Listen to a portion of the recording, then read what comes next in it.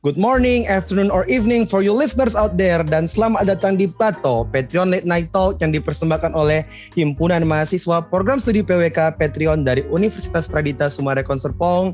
And I am your host, yours truly and only, Dwight Mambu, bersama Hansen, Aldo. Halo Hansen, Aldo. Halo. And for all of you listeners, thank you for making us a part of your week. Dan kita ada di sini buat mengeducate, inform, and inspire all of you listeners terkait dunia perencanaan kota. Dan again, karena ini podcast yang dibuat oleh mahasiswa-mahasiswa aktif ya, kita kan penuh tantangan, rintangan perkuliahan. Akan ada episode-episode dan juga udah ada yang dipublish terkait kehidupan mahasiswa. Jadi stay tune buat episode-episode yang akan ada.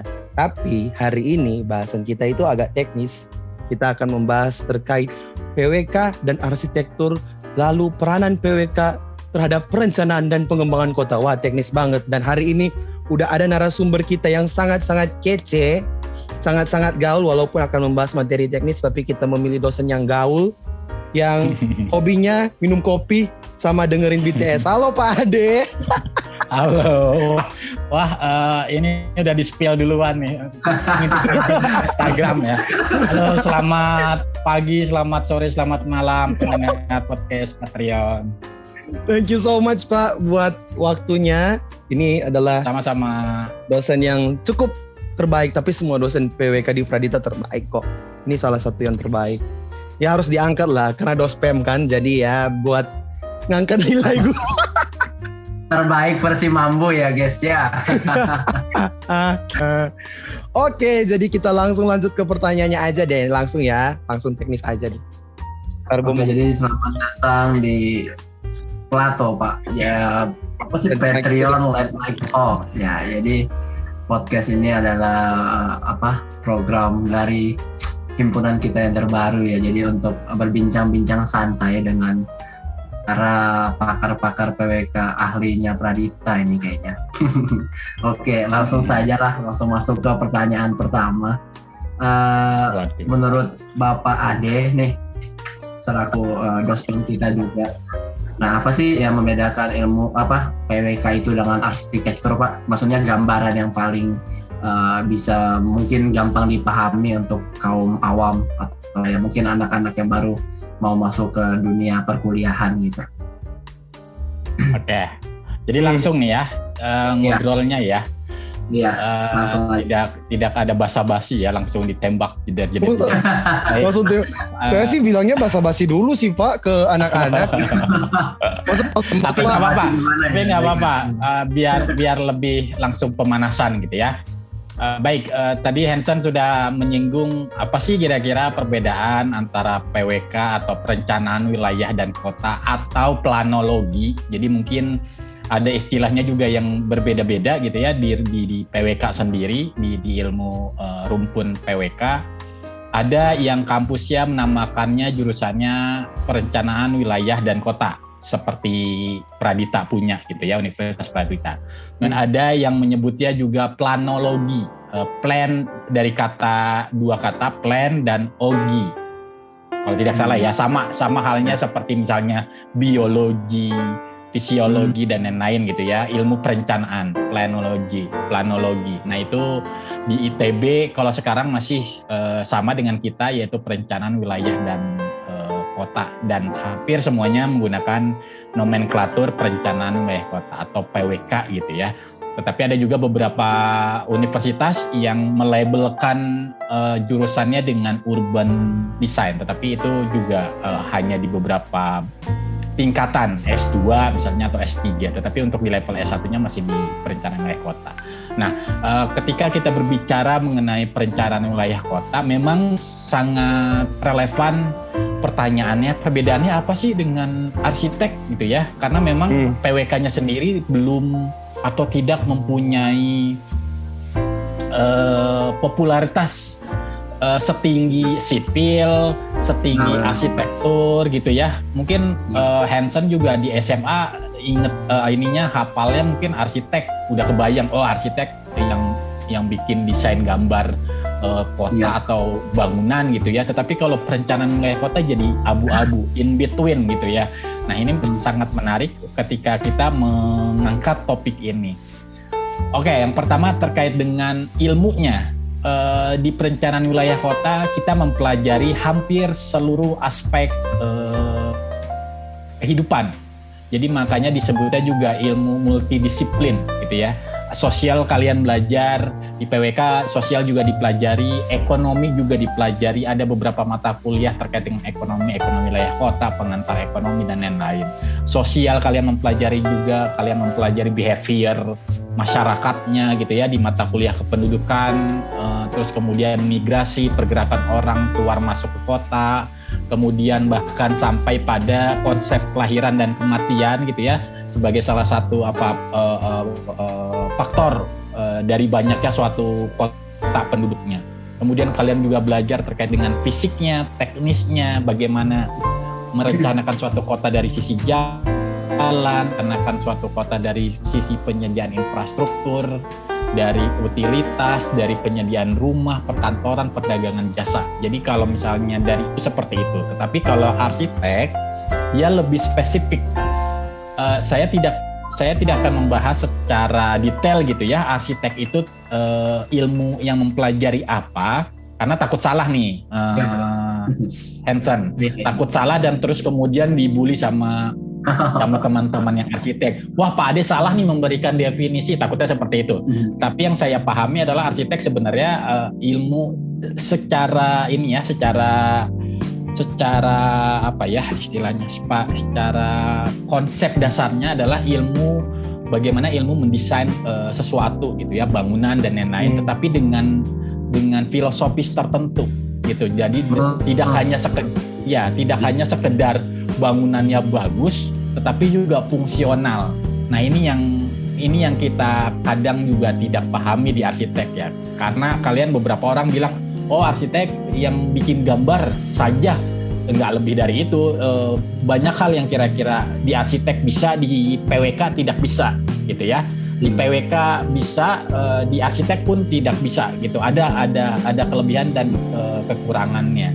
Kalau di PWK satu lagi, kalau di PWK kita belajar dari sisi helikopter view. Saya selalu mengistilahkan helikopter view. Kalau misalkan helikopter view berarti dari atas gitu ya, menyorotnya tuh agak luas. Kalian bisa menangkap kondisi sosialnya, ekonominya, kalian bisa menangkap kondisi fisiknya, infrastrukturnya, bahkan kalian kadang bersinggungan dengan political gitu ya. Bagaimana bagaimana pemerintahan mempengaruhi suatu kota dibangun gitu ya, dari anggaran dan lain-lain, itu sangat-sangat berhubungan. Tetapi kalau arsitek tidak melihat helikopter view, tetapi lebih mengerucut lagi ke apa ya istilahnya, kayak street view aja. Kalau misalkan orang di Google Map tuh lihat matanya langsung ke arah bangunan dan spesifik gitu. Saja, Pak ya.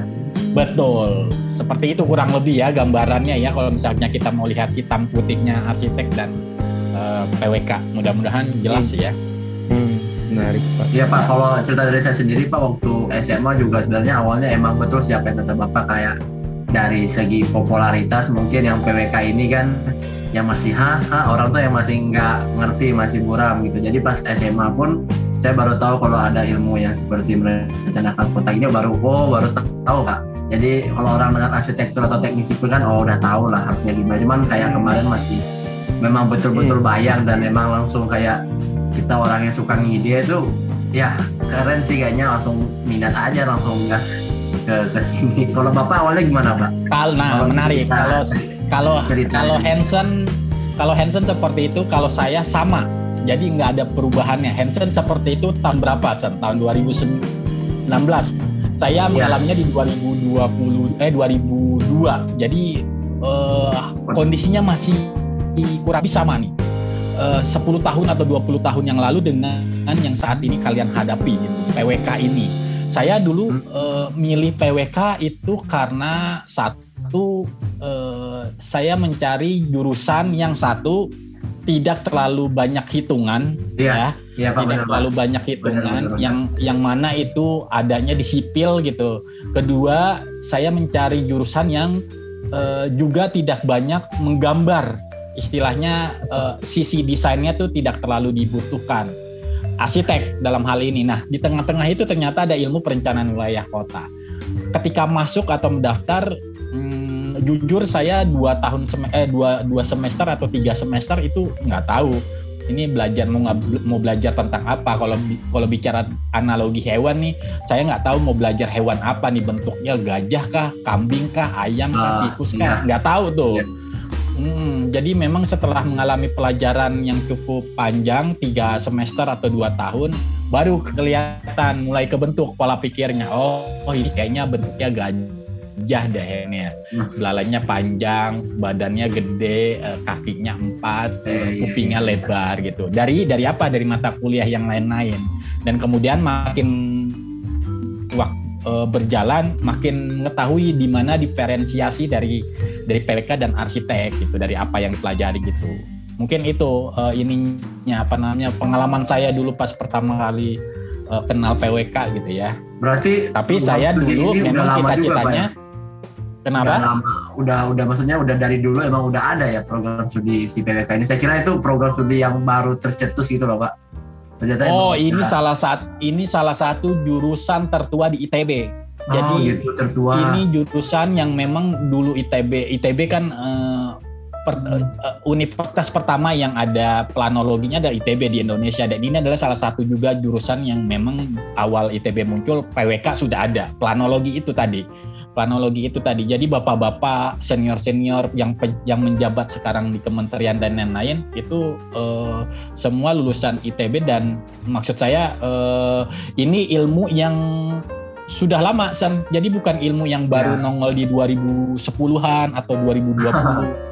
Ini ilmu yang sudah menjadi akar dari pembangunan. Ini balik lagi.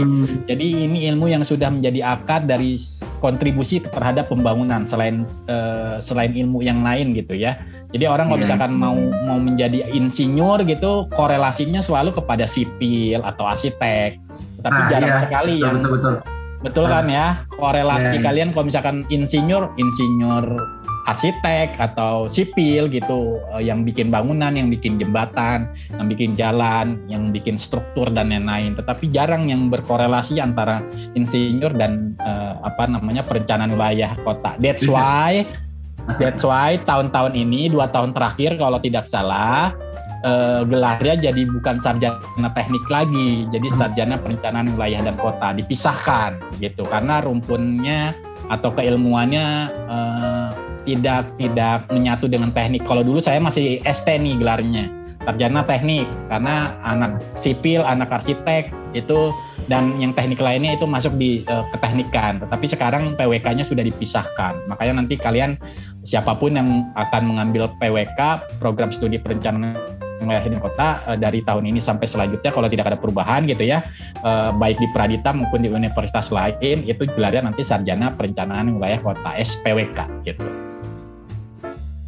Mungkin orang dulu orang sekarang tuh Pak taunya bukan PWK siapa, lebih ke namanya yang dulu yang planologi itu ya Pak. Betul, angkatan saya masih nyebut dengan teman-teman seangkatan planologi. Anak mana? Anak planologi gitu. Jurusan apa? Jurusan planologi.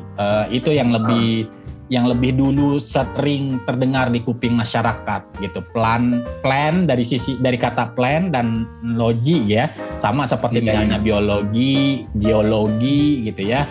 Geografi dan lain-lain itu planologi seperti itu. Yang sekarang mengarah ke sarang karena kita di Indonesia jadi diterjemahkan menjadi perencanaan wilayah dan kota. Kenapa wilayah dan kota? Karena kita lingkup perencanaannya mencakup wilayah nasional, provinsi, kabupaten dan juga kota. Ya, kota secara administrasi maupun kota otonom maupun kota mandiri gitu ya. Seperti BSD, seperti Sumarekon, seperti dan lain-lain gitu, kawasan-kawasan kota mandiri gitu. Oke Pak, nah sekarang ada pertanyaan lagi Pak, ini apa peranan penting kota dan arsitektur dalam pembangunan suatu kota? Peranan, kalau dikatakan dari sisi pembangunan cukup signifikan kalau menurut saya, tentu saja gitu ya. Elemen-elemen pembangunan kita bisa ketahui dari sisi infrastruktur gitu ya, pembangunan fisik ya, kita berbicaranya konteksnya ke arah fisik ya, jaringan jalan, kemudian misalnya ada jembatan, kemudian dari jalur misalnya jalur MRT dari titik Lebak Bulus sampai titik Sudirman misalnya. Kenapa Lebak Bulus dan sampai Sudirman yang dibikin jalurnya? Kenapa enggak Sudirman sampai ke Ciledug misalnya, seperti itu gitu ya. Nah, sebelum pembangunan, sisi perencanaannya diambil oleh ranah ilmu perencanaan wilayah kota. Di Lebak Bulus berapa sih demand orang yang pengen menggunakan MRT? Misalnya Alda rumahnya di Ciputat, kegiatannya lebih banyak di Sudirman. Terus kemudian banyak teman-teman Alda yang semacam Alda juga yang mobilitasnya Ciputat, Sudirman ya, misalnya banyak gitu ya di daerah sekitar Tangerang Selatan dan Ciputat. Itu menjadi ukuran penyediaan titik poin transportasi MRT, semacam MRT. Karena ada demand yang tinggi untuk menghindari orang-orang semacam Alda bermobilitas dengan menggunakan kendaraan umum yang berkonsekuensi kepada kemacetan, dibuatlah Lebak Bulus sebagai poin N-nya di jalur MRT misalnya, karena dia akan dipaksa untuk secara tidak sengaja dipaksa untuk menggunakan MRT. Satu, harganya mungkin bisa relatif murah. Kedua, misalnya nyaman gitu ya, AC, tidak perlu kena angin, tidak perlu kena hujan. Jadi lebih nyaman. Efisien juga ya Pak? Lebih efisien, dari harga juga mungkin hanya berapa ribu hari dibandingkan kalian harus ngeluarin bensin. Nah, itu sisi planning. Biasanya adalah kombinasi antara ilmu perencanaan wilayah kota dan ekonomi misalnya, dan apalagi ya yang berkaitan ya sosial dan lain-lain gitu ya. Kenapa? Iya, lebih ke kebutuhan kayak primer sekundernya gitu ya Pak? Iya betul. Jadi di dasarnya dulu kenapa diperlukan jalur Lebak Bulus sampai Sudirman. Nanti ketika itu sudah menjadi kuat fondasi kajiannya gitu ya, baru di sisi sipil dan arsitek mengeksekusi dari hal desain infrastrukturnya, bangunan MRT-nya mau seperti apa, apakah harus ada fasilitas-fasilitas tertentu, itu sudah mulai detail kan ya. Terus kemudian elemen-elemen pembangunannya apakah mau ada warna Indonesianya atau modern atau apa gitu, itu dari sisi arsitektural gitu. Nanti baru setelah arsitektural digambar sudah oke, 3D-nya sudah oke, di-approve oleh stakeholder tertentu, pembangunan ini yang 100% dilakukan oleh teman-teman di sipil. Bagaimana memastikan bahwa struktur pondasi itu kuat, bagaimana memastikan bahwa beton-beton itu bisa dipakai dalam jangka waktu yang panjang dan lain-lain. Jadi secara jenjang itu kita ada di level paling dasar ilmu perencanaan wilayah kotanya, paling dasar kajian-kajian ilmiahnya terkait dengan kebutuhan suatu perencanaan. Kemudian naik di level middle, kalian bayangkan ke makro, mikro, meso, dan makro gitu ya. Di tengah-tengahnya, di mesonya itu baru ada hal-hal pendesainan, boleh diambil oleh ranahnya yang arsitektural. Terus kemudian di sisi mikro pendetailan atau pembangunannya baru ke sipil gitu. Jadi kurang lebih seperti itu. Kontribusinya terhadap pembangunan seperti apa? Ada dan signifikan. Jadi memang berkolaborasi lah intinya. Tetapi levelnya berbeda-beda, di mana kontribusinya itu berbeda-beda. Seperti itu. Oke, mantap.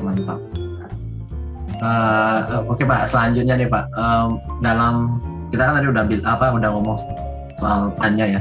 Nah misalnya kalau kita ngomong soal pembangunannya nih, misalnya konsep yang paling utama atau paling dasarnya nih, apakah kita tuh lebih mengutamakan si ilmu dari PWK ini apa dari arsitektur Pak? Kalau dari kayak mungkin katakanlah dasarnya ya, dasar misalnya kita mau bangun suatu konsep atau suatu kawasan gitu, yang diperlukan sebagai patokan awal itu ilmunya itu dari yang didominasi oleh yang mana gitu Pak? Wah menarik ini. Bisa jadi salah satu di antara PWK dan arsitek, bisa jadi adalah keduanya, kombinasinya.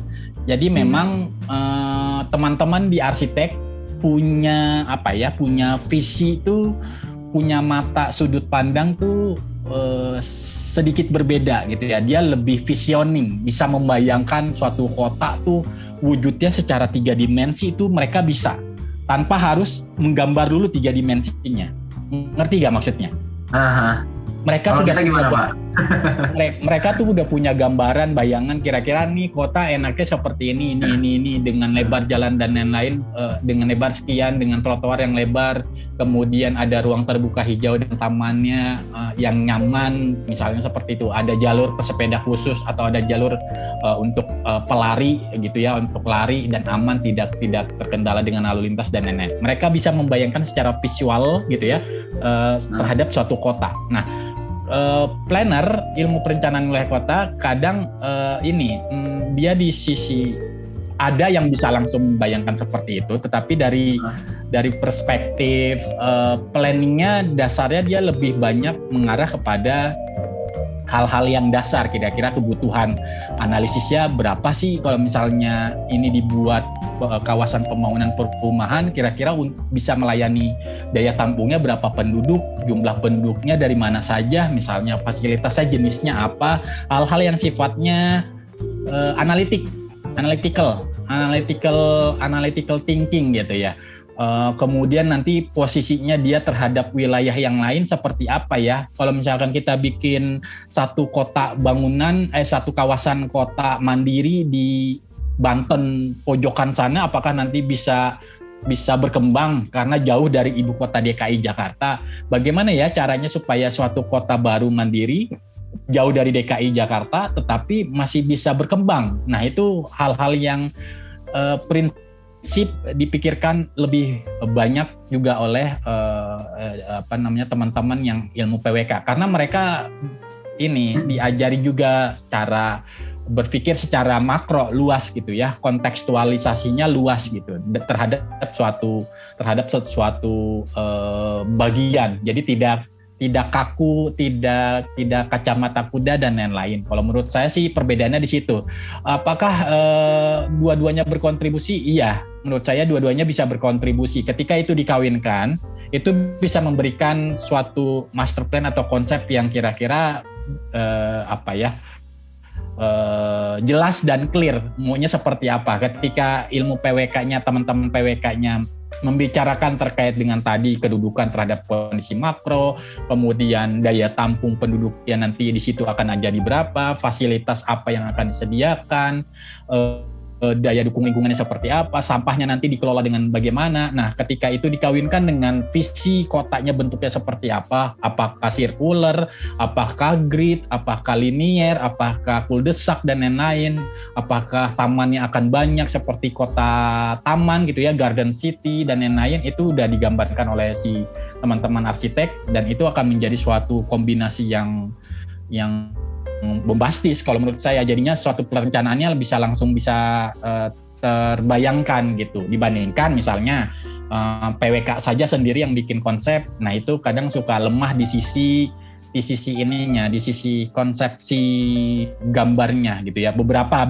tidak semuanya mungkin, tapi beberapa teman-teman juga kan tidak kuat di desain dan lain-lain gitu. Tetapi kalau dikombinasikan itu akan jadi lebih baik gitu.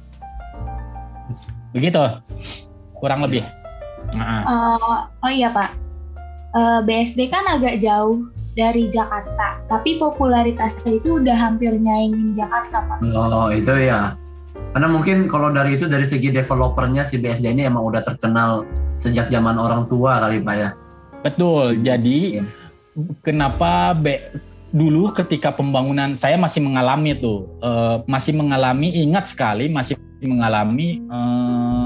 jalan di tengah Serpong yang pohonnya masih tinggi-tinggi dan tempat syuting kayak Angling Dharma gitu, Alda. Kalau di sinetron Angling Dharma yang kolosal gitu ya. Itu tempat syutingnya dari di BSD dulu. Karena masih alami, masih banyak pohon dan lumayan seram dulu sih, kita konteksnya masih lumayan seram kalau lewat BSD kosong aja. Nah, kenapa si Narmas atau dulu developernya lah istilahnya kita sebut lah. Kenapa developernya menyasar pada lokasi tersebut? Karena dia punya visi, karena dia udah punya planning dan udah tahu gitu. nanti ini DKI Jakarta perlu suatu lokasi yang bisa membackup dia, karena suatu saat gitu ya daya tampung DKI Jakarta itu sendiri bakal mencapai titik maksimum, sehingga orang-orang nggak semuanya akan tinggal di DKI Jakarta. Kebutuhan tempat tinggal akan disediakan oleh wilayah yang lain. Makanya timbullah kota-kota mandiri, Cibubur di pinggiran ya, Cibubur, daerah-daerah Bekasi, Sumarekon Bekasi, kemudian BSD dulu yang pertama juga BSD, di sekitar BSD juga tumbuh beberapa, Sumarekon Serpong, terus kemudian Alam Sutra dan lain-lain. Karena itu berangkat dari visi ke depan yang ini juga planner sebenarnya yang ini. Visi ke depan bahwa suatu kota tuh tidak hanya bisa melayani dirinya sendiri, dia harus ada punya daerah apa istilahnya hinterlandnya gitu. Nah makanya kenapa berkembang BSD, karena sesuai dengan visinya, dan pada saat itu lahannya juga ini masih banyak yang kosong, didukung oleh ketersediaan lahan yang masih sangat luas waktu itu gitu ya. Makanya bertahap, BSD sektor 1, BSD sektor 2. Sekarang saya juga tidak bisa membayangkan akan menjadi seperti ini dengan melihat BSD zaman dulu, Serpong zaman dulu gitu ya. Dan itu salah satu juga yang mendesain adalah dosen kita, Pak Jo Santoso. Kalau kalian belum pernah diajar oleh beliau ya, Dr. Ing Jo Santoso, saya menyebut nama beliau, adalah salah satu perencana juga yang membuat master plan BSD pada saat itu. Gitu. Dulu sempat ngajar di Pradita juga, sekarang beliau ada di Universitas Tarumanegara. Gitu. Jadi memang makanya kalian di PWK, di ilmu PWK diajari how to project something gitu, projection gitu ya, penduduk, perkembangan suatu kota, tendensinya ke arah kemana, misalnya kota Tangerang misalnya gitu ya, apakah kota Tangerang akan begitu-begitu aja, apakah nanti dia berkembang sampai ke utara atau mungkin akan mencaplok beberapa daerah di Kabupaten Tangerang misalnya seperti itu. Nah itu di ilmu PWK tuh ditekankan, dikuatkan bagaimana kalian berpikir secara helikopter view dan makro. Nah ini yang mungkin juga perbedaan yang cukup signifikan dengan teman-teman di arsitek. Oh iya Pak. Pak, apakah Bapak bilang helikopter view itu helikopternya ini ada filosofinya juga Pak? Kenapa helikopter? Kenapa nggak pesawat helikopter? Atau? Sama aja sebenarnya, saya lebih gampang aja nyebut helikopter daripada pesawat view, kan nggak lucu, atau plan view nggak menarik gitu ya. Helikopter view aja, maksudnya dia ada di atas dan bisa menyorot agak luas gitu ya. Kalau misalkan dia nyorot lampu tuh, lampunya tuh radiusnya agak lebar gitu, jadi ke arah sana. Biar lebih keren juga sih Pak penyebutannya helikopter, kan kayak sudah jarang lah. Itu yang dimaksud Dwight apa itu? Oh iya Pak, jadi ini podcastnya kita jangan yang terlalu serius-serius gimana, jadi kalau ada sedikit jokes mungkin bisa kita sisipkan juga. Itu yang saya maksud. Jadi ya gitu, menarik ya kalau misalnya di PWK kita juga belajar berimajinasi, bagaimana kalian berimajinasi membangun suatu kota gitu ya. Imajinasi kota idealnya seperti apa, idamannya seperti apa gitu. Jadi di PWK lebih sangat senang-senang, menyenangkan lah, belajarnya tuh sangat menyenangkan. Kalian bisa saling apalagi survei. Ya, nah apalagi di luar kalau pandemi. Kalau saya dulu zaman saya kuliah, yang ditunggu-tunggu adalah mata kuliah studio tuh. Jadi mata kuliah studio itu yang paling ditunggu-tunggu. Karena apa? Karena kita akan jalan-jalan dan survei lapangan secara real. Ketemu orang, terus kemudian survei, keluar kampus, diizinkan oleh kampus untuk misalnya studionya ada di misalnya di mana? Studionya ada di Jogja misalnya, atau di luar kota, itu diperbolehkan. Dan itu adalah momen-momen di mana kita jalan-jalan. Kenangan manis lapangan di situnya Pak ya. Betul. Jadi memang ilmu perencanaan wilayah kota banyak jalan-jalannya. Pas kalian kuliah, walaupun pas kalian kuliah ataupun pas ketika nanti mungkin lulus juga gitu. Berbeda jauh sama tahun 2020 sekarang atau tahun ini 2021, kayak studio justru yang paling dihindari, Pak. Kalau mau jujur-jujuran.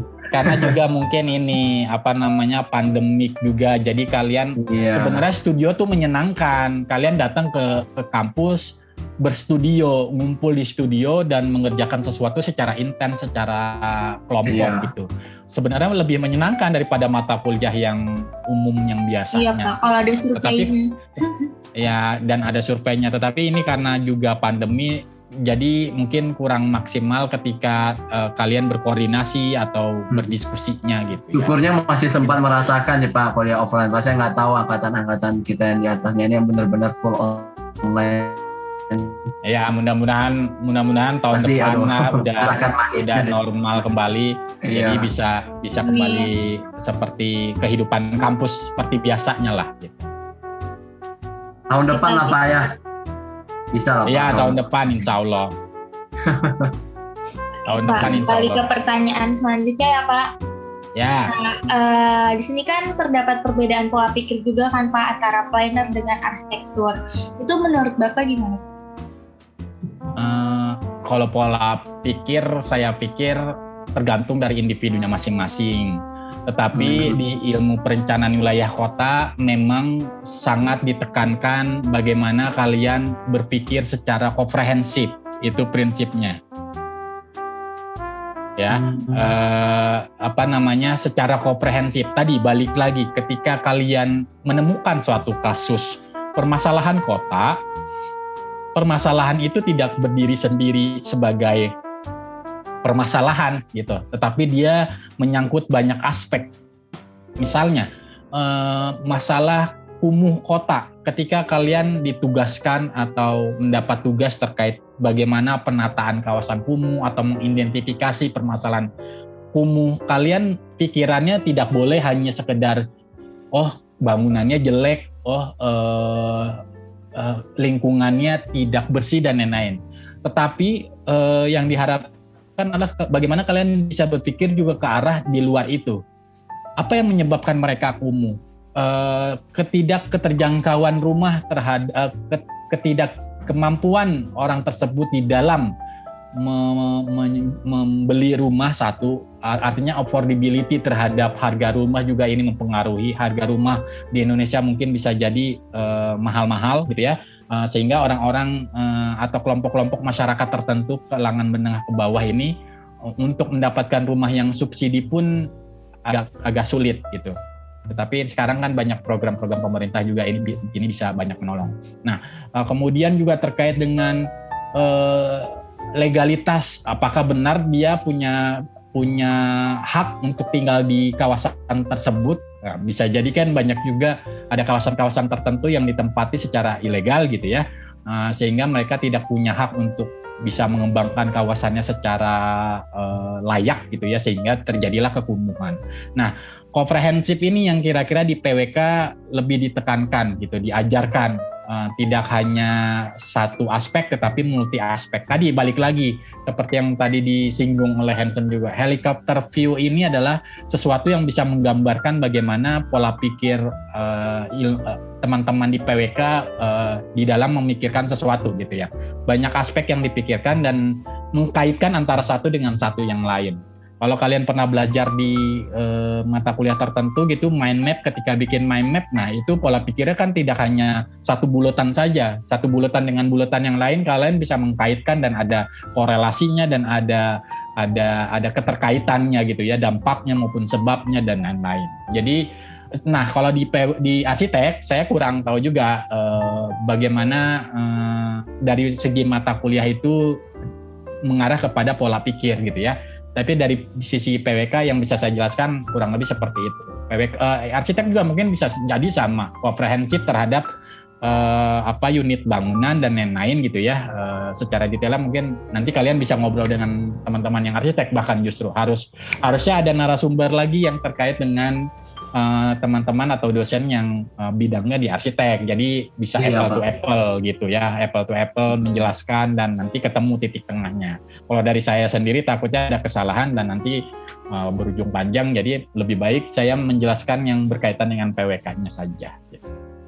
Berarti tergantung dari prodinya itu ya Pak ya, kalau pola pikirnya itu. Bagaimana? Sorry, kurang jelas. Kan tadi kata Bapak kan tergantung dengan orangnya itu sendiri kalau pola pikir.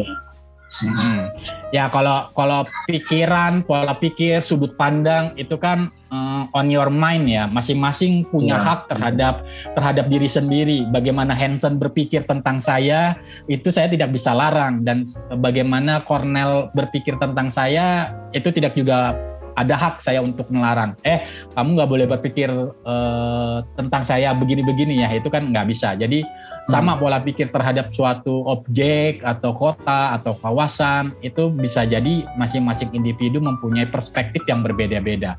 Pola pikirnya apakah sama dengan yang PWK dan arsitek? Bisa jadi sama dan bisa jadi juga berbeda-beda, karena misalnya teman-teman di arsitek lebih banyak belajar terkait dengan yang detail gitu ya, perspektifnya mungkin bisa berbeda dengan teman-teman yang belajar di PWK yang makro gitu. Kurang lebih seperti itu penggambarannya. Ya, jadi memang tidak ada yang lebih menonjol yang mana dan tidak menonjol yang mana gitu. Di sini konteksnya tidak seperti itu. Tetapi kalian yang harus pahami adalah masing-masing ilmu mempunyai objek pembelajarannya berbeda-beda dengan tujuan masing-masing yang berbeda-beda pula, sehingga terjadilah suatu rumpun ilmu tertentu gitu. Arsitek, ilmu perencanaan wilayah kota yang masih eksis sampai sekarang ya berarti memang itu yang dibutuhkan oleh dunia usaha dan lain-lain gitu ya. Arsitek sipil, ekonomi, manajemen dan lain-lain gitu. Jadi tidak bisa dibandingkan apple to apple terhadap kelebihan dan kekurangannya gitu ya. Kalau misalnya kamu diadu dengan mahasiswa arsitek gitu ya, bisa jadi dari sisi desain, visi dan lain-lain, penggambaran ya jelas anak arsitek lebih bagus gitu, karena kan mereka diasah bagaimana mendesain, bagaimana berfilosofi terhadap ruang dan bangunan gitu ya. Tidak hanya ruangnya menarik secara estetika gitu, tetapi juga secara fungsional juga berjalan. Tetapi anak PWK mungkin bisa jadi lemah di situ. Tetapi kebalik ya, kalau misalnya anak PWK disuruh hal-hal lain yang memang sudah biasa mereka kerjakan di kelas gitu, tetapi tidak dengan arsitek, itu juga menjadi perbedaan. Jadi tidak bisa pemetaan Pak, misalnya Pak, pemetaan misalnya, pemetaan secara geografis, GIS misalnya. Mungkin kalian karena udah sering ada mata kuliah seperti itu, kalian bisa lebih jago, dan sense bagaimana kalian membuat petanya itu sudah terlatih gitu di kelas. Beda misalnya dengan teman-teman arsitek yang lebih banyak, misalnya contoh ya, saya nggak tahu juga di praktik ya, mungkin bukan GIS yang dipakai tetapi AutoCAD atau misalnya software SketchUp gitu ya. Nah itu udah adalah kelebihan mereka. Dengan SketchUp mereka cek udah jadi satu gambar yang menarik dengan konsep yang terstruktur dibandingkan dengan teman-teman PWK mungkin bisa lebih di bawah itu gitu. Jadi ada kelebihan dan ada kekurangan di masing-masingnya gitu ya. Karena memang ada ada objek dan tujuan tertentu, yang masing-masing ilmu atau jurusan itu miliki gitu. Begitu ya. Menurut saya juga kurang lebih begitu sih Pak, kalau melihat dari si PWK ini mungkin dia lebih ke general atau lebih ke makro, karena dari PWK sendiri pun ibaratnya kayak harus dituntut dasar-dasarnya harus tahu di dunia arsitek, di dunia teknik sipil ya ibaratnya. PWK ini yang lebih general, cuman kalau lebih ke secara teknis mungkin dia lebih spesifik tuh mungkin ke arah arsitek ya, karena kan yang dia soal fungsional, estetika suatu bangunan atau apa gitu mungkin lebih ke yang arsitek dan teknik sipil sih untuk kelayakan suatu pembangunan itu boleh dilakukan atau tidak. Cuman kalau PWK saya rasa lebih ke general Pak, dia harus bisa kayak ngimbangin semua aspek, kayak keseimbangan semua fungsinya apakah bisa. Kalau dari saya pandangannya begitu sih Pak. Jadi kalau untuk relasi mungkin Pak ya, relasi dari PWK dan arsitektur dan teknik sipil itu gimana Pak? Apakah memang mereka itu kayak tiga-tiganya memang saling berkebutuhan satu sama lain, yang maksudnya tidak bisa dilepas gitu loh? Apa gimana? Kalau dulu di beberapa universitas malah ini satu rumpun fakultasnya, fakultas teknik sipil dan perencanaan. Jadi di dalamnya teknik sipil, arsitektur, sama PWK, planologi. Karena dianggap tiga-tiganya memiliki sesuatu yang bersinggungan ilmunya gitu ya. Tadi yang kita sudah bahas, tiga-tiganya nih memiliki kemiripan tetapi tidak sama lah, seperti kurang lebih seperti itu. Di ITB dulu seperti itu, digabung satu. Terus kemudian di Trisakti juga digabung satu, sipil dan perencanaan. Wah, pusing sih itu Pak belajarnya Pak, satu. Iya, maksudnya gini, jurusannya digabung, fakultasnya namanya satu fakultas, tetapi jurusannya berbeda-beda. Tetapi dia di bawah fakultas yang sama, supaya koordinasi administrasi prodinya itu sejalan gitu, karena satu rumpun. Nah, terkait dengan pertanyaan Hansen, relasi gitu, ya, mereka saling berkebutuhan satu sama lain dan mereka saling bersinggungan walaupun tidak langsung gitu ya. Tadi misalnya ketika menemukan satu kasus tertentu, ketika membutuhkan suatu gambar desain sebagai solusi permasalahan kota, ya arsitek nanti yang bisa ke arah sana. Kemudian ketika suatu solusi pembangunan kota perlu diterjemahkan ke dalam suatu bangunan fisik gitu ya, ada pembangunannya, itu ke arah sipil. Jadi memang dari flow-nya, hierarkinya itu berkaitan tuh, berhubungan antara PWK, arsitek, sipil. Kalau dari hulu ke hilir gitu ya, kalau kita ngomongin analogi hutan, kita di hulunya, di tengah hutannya, di atas hutannya tuh. Kemudian makin ke tengah itu arsiteknya, nanti di kaki gunungnya itu sipil. Artinya yang menerjemahkan pembangunannya nanti di sipil. Pembangunan fisiknya tuh di sipil. Makanya kenapa sipil tuh kan belajar struktur, belajar kekuatan beton, belajar bagaimana perencanaan teknis jalan tol dan lain-lain lah terkait dengan struktur bangunan gitu. Itu kalau ditanya relasinya ada atau enggak, iya jelas ada, bersinggungan karena berhubungan gitu ya. Di beberapa praktek malah justru ini menjadi satu kesatuan gitu. Jadi ibaratnya kalau arsitek itu yang ngedesain misalnya nih Pak satu distrik, terus nanti si teknik sipil yang menilai ini layak dibangun atau tidak, terus nanti PWK yang mungkin lebih kayak ibaratnya konsultan lah ya, yang menyetujui atau kayak ini kayaknya cocok atau nggak cocok dibangun di kawasan itu tuh si PWK gitu Pak yang nilai Pak ya.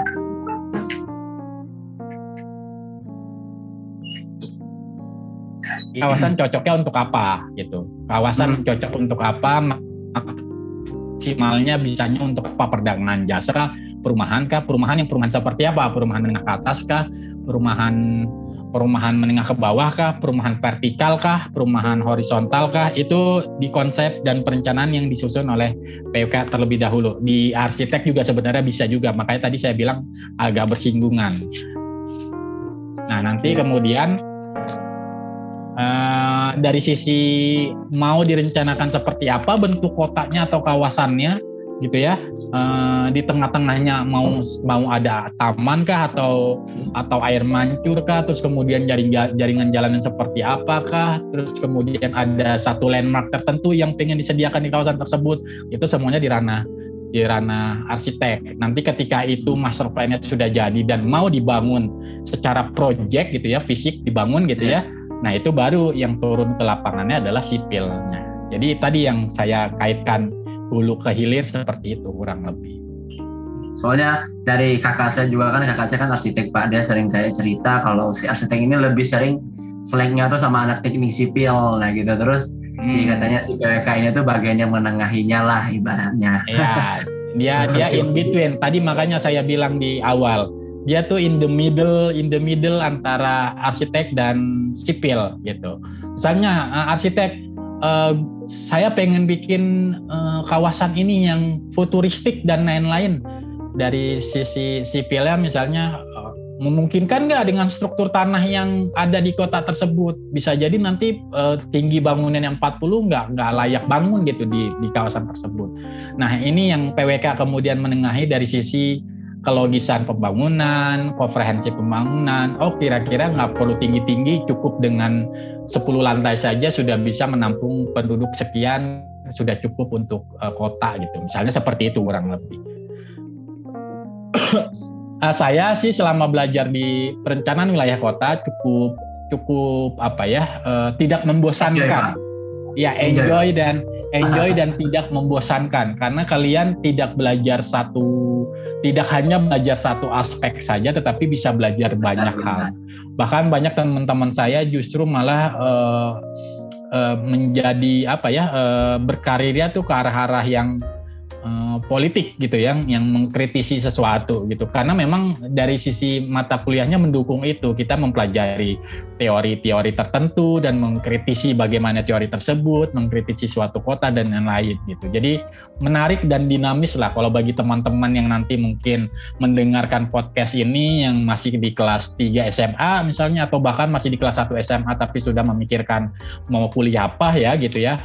Perencanaan wilayah kota menjadi salah satu pilihan lah bagi kalian untuk bisa mempelajari dinamika kota gitu ya. Kalian tinggal di kota dan kalian bisa mempelajari atau memahami kota tersebut, dan bahkan mungkin dalam jangka waktu yang panjang kalian bisa menjadi perencana kota yang handal gitu di kota tersebut gitu. Ya Pak, sebenarnya saya juga benar-benar menikmati PWK ini sih, karena kan emang dari pas SMA dicekokin sama orang-orang yang Pradita kemarin turun ke SMA saya tuh emang seru banget kan PWK, dan semester 1 semester 2 ngerasakan Pak, oh emang seru ini, cuman ya kita mau gimana nyamain karena kondisinya sekarang kita kan online Pak ya, yang harusnya seru sekarang emang lebih ke arah mumet sih, yang ibaratnya kalau kita kuliah offline aja nggak paham nih, sekarang apalagi kuliah online gitu loh. Jadi kayak sekarang tuh lebih mikirnya kalau hari-hari itu ngerjakan tugas selesai udah Pak gitu. Kalau sekarang ya, kalau itu dari pendapat saya pribadi sih, cuman dari ilmunya sendiri saya emang suka, emang juga menikmati. Cuman ya karena memang sekarang kondisinya berbeda kan Pak, nggak ada yang kayak seru-seruan kayak dulu zaman Bapak ya, jadi mungkin begitu sih. Karena kalau PWK lebih serunya tuh di kelas, bagaimana kita berdebat, bagaimana kita berdiskusi terkait sesuatu, menceritakan case by case itu dari seseorang, dari kelompok-kelompok, itu lebih menariknya di studio, di kelas gitu ya, tatap muka langsung. Kalau misalnya secara pandemi memang kita ya tantangan lah, bagaimana nanti ada cerita setelah lulus 2030 misalnya nanti Hansen sudah jadi sarjana SPWK, ada momen cerita tahun 2020, 2021 kuliahnya tuh ancur-ancuran, maksudnya kondisinya nggak menyenangkan karena pandemi, jadi ada cerita yang disimpan, menarik. Oke, apalagi kira-kira mau mengarah ke mana terkait dengan PWK? Jadi mudah-mudahan ini bisa memberikan pencerahan ya. PWK itu seperti apa? Kalau kita menganalogikan dia binatang tuh binatangnya seperti apa? Jelas gitu ya bentuknya. Dan ada perbedaan juga dengan binatang yang lain. Ada perbedaan dengan jurusan yang lain gitu ya. Dan mudah-mudahan banyak juga yang dengar podcast ini dan tercerahkan. Dan sehingga men-trigger mereka juga untuk mencari lebih dalam terkait dengan PWK. Silakan saja gitu. Biar banyak generasi konsultan yang lahir. Ya, dan satu lagi untuk PWK dari sisi karir ini sangat beragam. Kalian bisa masuk, teman-teman yang lulus PWK nanti sarjana perencana wilayah kota bisa masuk ke pemerintahan. Dalam hal ini adalah pemerintah kota, kabupaten maupun provinsi gitu ya, pegawai negeri sipil berarti ya, jalur karirnya ya. Nanti bisa menjadi jenjang karirnya bisa menjadi staf bupati, staf wali kota, atau mungkin bahkan wali kotanya, bupatinya, kepala dinas gitu ya, kepala bidang dan lain-lain. Baik yang terkait dengan perencanaan wilayah kota langsung maupun yang tidak terkait dengan perencanaan wilayah kota gitu ya. Yang kedua adalah non pemerintah, artinya di swasta. Kalian bisa masuk di konsultan, kalian bisa masuk di developer seperti PT Sumarekon gitu ya, bekerja sebagai plannernya. bekerja sebagai plannernya, nanti membangun kawasan-kawasan seperti Sumarekon Serpong, Sumarekon Bogor, Sumarekon Bekasi, berkaryanya ke arah sana konsultan gitu ya, konsultan maupun developer. Yang ketiga, kalian juga bisa menjadi peneliti yang berkaitan dengan wilayah dan kota. Ini juga banyak teman-teman dari kalangan teman-teman saya gitu yang ke arah sana. Terus kemudian yang tidak kalah juga ada peluang adalah dosen dan juga ini pekerjaan yang lain yang yang tadi saya sebutkan, entah itu di bank atau entah itu di BUMN dan lain-lain gitu ya. Jadi memang kesempatan kerjanya menurut saya luas dan bisa masuk kemana-mana gitu. Dari pengalaman teman-teman saya gitu ya, di bank bisa, dia walaupun nggak belajar terkait dengan keuangan, kalian walaupun tidak belajar terkait dengan keuangan secara detail bisa masuk bank gitu ya, masuk ke level manajemennya dan lain-lain melalui ODP dulu kalau nggak salah programnya. Dan juga yang terkait dengan perencanaan wilayah kota secara langsung tadi, pemerintah, konsultan, developer, dosen, peneliti dan lain-lain gitu ya. Iya. Pak mau nanya nih Pak, misalnya ini mundur lagi ya sebelum prospeknya. Jadi ini kan misalnya kuliah S1 dapat SPWK nih, terus misalnya kalau S2-nya kita nih sebagai PWK terus mau lanjut ke teknik sipil atau ke arsitek, itu memungkinkan nggak Pak? Sangat memungkinkan. Jadi bisa. Kalian boleh memfokuskan diri di S2 tuh kalian sangat disarankan untuk memfokuskan diri dari apa yang kalian sudah pelajari di S1. Misalnya Hansen di S1 sudah belajar banyak aspek gitu ya di perencanaan wilayah kota. Terus kemudian tertarik terhadap urban design misalnya, let's say gitu ya, dengan arsitektural dan urban design. Boleh ngambil S2-nya adalah urban design di ITB, di UI gitu ya, atau di universitas yang lain yang ada urban design S2-nya, itu bisa. Nah itu adalah istilahnya menjadi lebih lengkap lagi. Kalian dapat ilmu basicnya di PWK gitu ya, di S1, kemudian kalian mengerucut di satu objek atau subjek, sehingga nanti menjadi kombinasi yang menarik kalau menurut saya. Dari sisi desainnya, detailnya dapat di S2, dari sisi fondasi pemikirannya di S1-nya juga dapat. Itu sangat memungkinkan. Banyak teman-teman saya juga selain yang seperti saya linear, S1 PWK, S2 PWK, tapi juga ada yang S1 PWK, S2-nya sipil, ada gitu ya. S1-nya PWK, S2-nya arsitek, ada. S1-nya PWK, S2-nya ilmu yang lain, ada, banyak juga gitu ya. Jadi memang sangat memungkinkan. Iya. Oh iya Pak, kan di Indonesia itu kan banyak banget pembangunan proyek ya Pak. Nah, apakah proyek ada yang gagal karena kurang kerjasama antara planner dengan arsitek itu Pak? Aduh, saya jujur nggak tahu tuh jawabannya ada atau tidak. Tetapi yang sering mengemuka kan, selain saya juga tahu dan kalian juga tahu dan mengemuka secara nasional ada di berita adalah proyek gagal gara-gara politik. Oh iya betul gitu ya. Betul sih. Nah itu yang sering terjadinya seperti itu. Tetapi kalau terjadi karena tidak adanya koordinasi antara sipil, arsitek dan PWK, itu saya rasa bahkan juga nggak ada informasinya dan mungkin juga nggak ada gitu. Tetapi kalau pembangunan suatu bangunan atau kawasan yang tidak maksimal atau bahkan belum jadi, itu seringnya terjadi karena faktor politik lah, kurang lebih seperti. Setuju sih Pak, ya lebih ke arah politik kalau soal pembangunan. Karena kalau biasanya suatu developer mau pengen bangun suatu kawasan pasti dia tinggal udah ngumpulin timnya gitu. Cuman kan sekarang kita tuh di negara hukum ya Pak ya, yang apa-apa harus butuh penyetujuan yang itu. Jadi emang lebih ke politik sih kadang, kayak antara si pembangunan ini gagal atau enggaknya atau berhenti tengah jalan, kadang emang karena kebanyakan politik kalau lihat dari berita.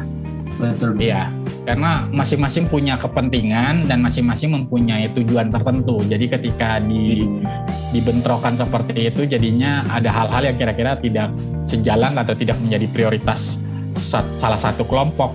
Ya. Begitu. Kita jangan ngomongin politik ya. Iya, udah beda ranah ini Pak. Iya. Ngeri kalau memang mau politik. Sekarang mungkin yang bisa di-sharing adalah bagaimana pengalaman kalian belajar PWK di Pradita, di Universitas Pradita. Mungkin gantian saya yang tanya gitu ya, Kak Alda atau Kak Hansen atau Cornel. Mungkin teman-teman yang lain juga boleh bantu. Pengalaman kalian belajar ini kan sekaligus juga kita memberikan informasi ya, terkait dengan PWK di Universitas Pradita gitu ya. Silakan salah satu aja perwakilan pengalaman terkait dengan lingkungan kampusnya, dosen-dosennya, apa yang dipelajarinya dan lain-lain. Mungkin Hansen aja kali perwakilan, Sen. Oh ya udah, nggak apa-apa ya perwakilan ya teman-teman ya, Alda dan lain-lain. Oke, jadi kalau menurut saya sendiri pas baru di SMA nerima kalau ada undangan dari Pradita kayak gini, udah seneng banget sih Pak sebenarnya, kayak terlebih di kampus kita itu dinaungi oleh developer Summarecon sendiri ya. Jadi saya kayak dari diri sendiri ya percaya kalau emang di Pradita ini emang diisi oleh tenaga-tenaga yang sudah dipersiapkan kayak dari Summareconnya sendiri. Jadi emang saya jujur dari saya belajar pengalaman di Pradita ini senang dan menikmati lah. Cuman saya tadi kembali lagi ke tadi kalau emang sekarang situasinya yang sedang online ini jadi kayak agak sedikit membuat saya lebih lebih mumet gitu. Cuman secara overall di sini saya menikmati dan saya suka lah untuk di Praditanya sendiri, belajarnya oke. Iya.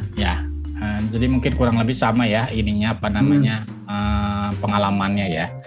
Iya. Dengan teman-teman yang lain. Karena kan dasarnya kalau pas kemarin kita ngomong di Pradita itu kayak yang dia bilang 50% teori, 50% praktek. Nah ya saya juga ngerasain hal itu ketika kita masih offline. Begitu.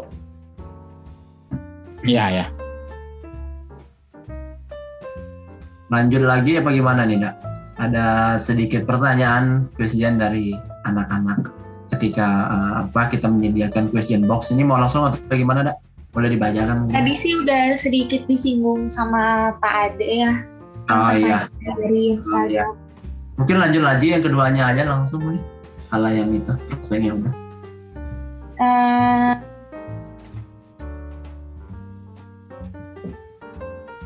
Kayaknya udah cukup ya Jen, soalnya tadi Pak Ade langsung kayak pertanyaannya langsung udah dikejawab semua sih Pak, kurang lebih. Ya.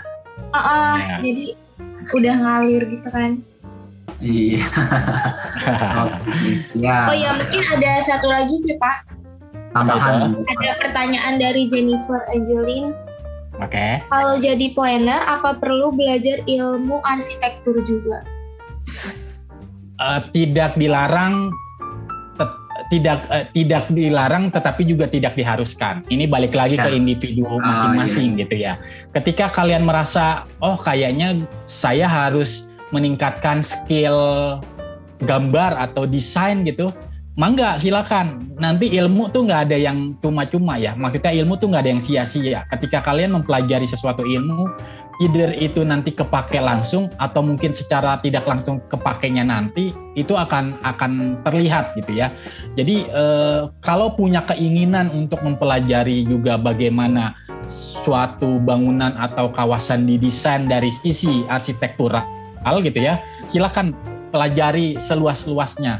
Mumpung kalian juga masih berstatus mahasiswa, nanti kalau udah kerja, udah lulus tuh, udah sibuk nyari kerja sudah sibuk nyari uang sama nyari jodoh, jadi nggak berpikir lagi untuk meningkatkan kualitas skill gitu ya. Ini karena memang momennya pas kalian masih sebagai mahasiswa, pelajari sebebas-bebasnya apapun ilmunya yang mendukung dari ilmu utama kalian gitu. Misalnya saya masih kurang skill bikin peta di JIS, ada tools-tools yang kira-kira saya tuh sangat lemah, pelajari perdalam gitu ya.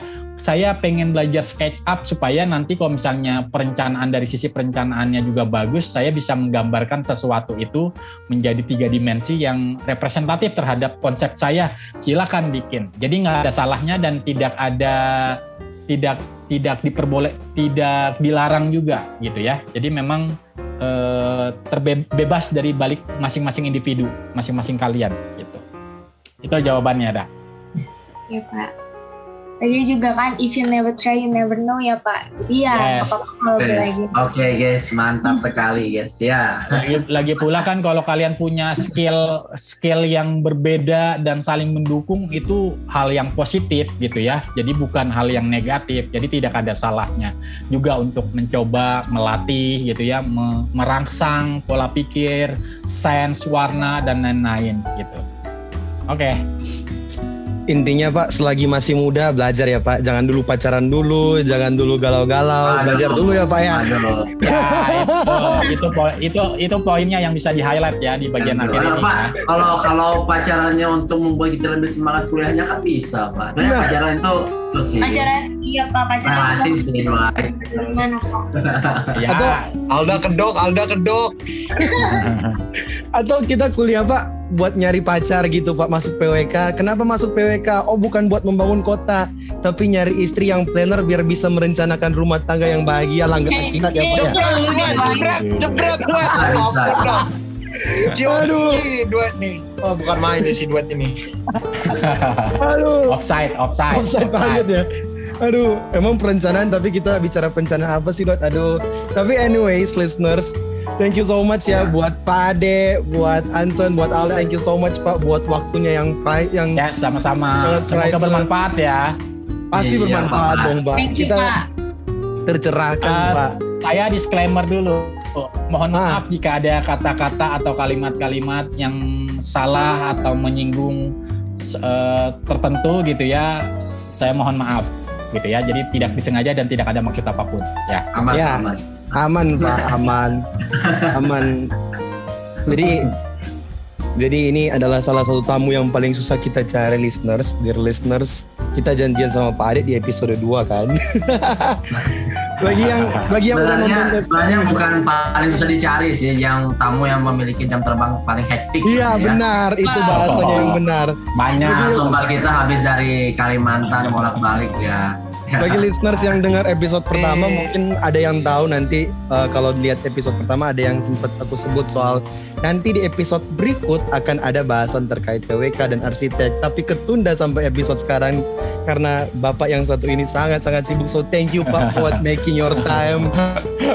Ya, sama-sama, semoga lancar dan bermanfaat, dan seri-serisnya nanti makin banyak ya tema-temanya. Amin, ya. amin. Narasumber yang bervariasi juga gitu. Habis ini Pak Ade mau lanjutkan sepedaan. Bentar lagi kita Jadi, buka channel radio nih Pak. Bagus dong. Ditunggu Pak ya. Diinisiasi dong dari HMPS, radio kampus. Di masing-masing kampus biasanya suka ada radionya tuh online, apa namanya? Ya, dibikin ajak orang-orang. Biasanya ada orang elektronya sih sebenarnya. Iya. Bisa dibikin. Program baru lagi nih hari ini. Penggemar. Habis ini guys, listeners, Pak Ade mau lanjutan sepedaan. Jadi thank you lagi Pak buat waktunya. Kirain pas bahas-bahas helikopter view, Pak Ade mau di street view, mau bilangnya sepeda view buat yang arsitek kan. Pak Ade hobi sepeda. Aduh, bisa aja. Ya, itu juga termasuk Dwight. Sepeda view ya. Tapi bagi yang nyimak tadi pembicaraan yang sangat teknis tapi dikemas dengan baik oleh Pak Ade, thank you Pak. Dan bagi yang listeners, nantikan episode-episode berikutnya karena pembicaraan makin lama akan makin seru, dan stay tune dan ya tetap semangat, kiranya pembicaraan kita sekali lagi bisa mengeducate, mengenlighten dan mentransform kalian. Thank you so much for all of you listeners. Thank you for listening. Stay tuned and we'll see you next time. See you soon. Good night. Aloha. Bye. Sampai ketemu lagi. Terima kasih ya. Thank you.